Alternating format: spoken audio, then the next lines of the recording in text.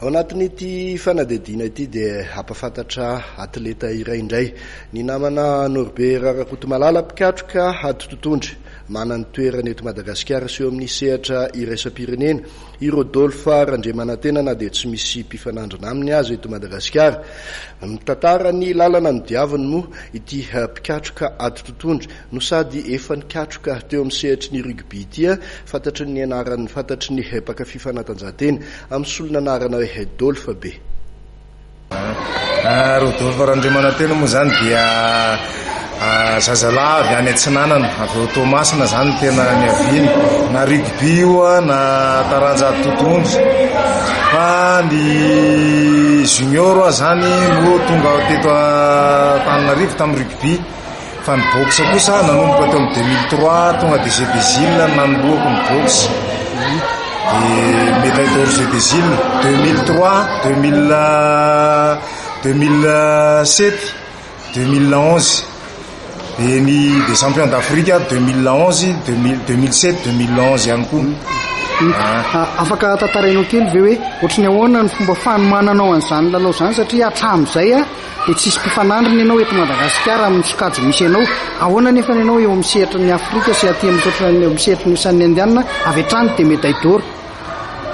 Somary manahirana kely ihany ny mamaly an'ilay fanontaniana satria dia mila herim-po sy fitiavana indrindra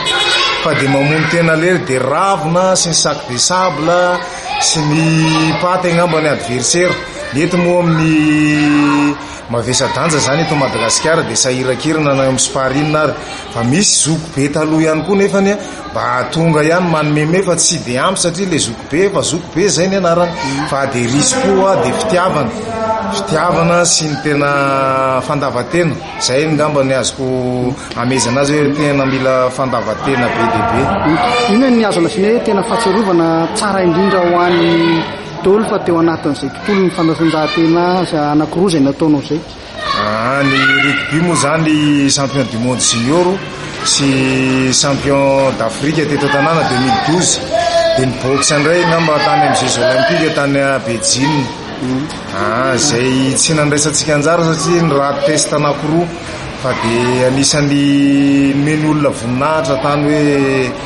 nafinaritra ny zay mba souvenir tsara tamiko e. Manahoana ny fahitanao ny tontolon'ny ady totondry ary amin'izao fahotony izao sy ny zavatra mbola mety hoe eritreretanao satria na isan'ny atao hoe manan-tantara eo amin'izay taranja ady totondry izay ianao. Rahantsika mahita moa zany fa mbola nandalindalina ndringadringa kely aloha ny ady totondry teo fa hiezaka tsikelikely zao tsika efa nahazo ministra zay tsy afentsika efa tonga tena manotrona nefa dia champion Madagasikara ty dia isorana azy manokana fa mino sy manantena fa androso ty taranja ty amin'ity taona ty aloha amin'ity taona ty sy no avy manaraka eo fa dia mbola mamerina ihany aloha ny tolo-tanana avy any amin'ny fanjakana sy amin'izay mazoto anampy. Amaranantsika azy Dolphe inona ny afatra mba apetraka ao ho an'ireo mpanao ady totondry indrindra ho an'ireo tany ketsika? Ho an'ny tany ketsika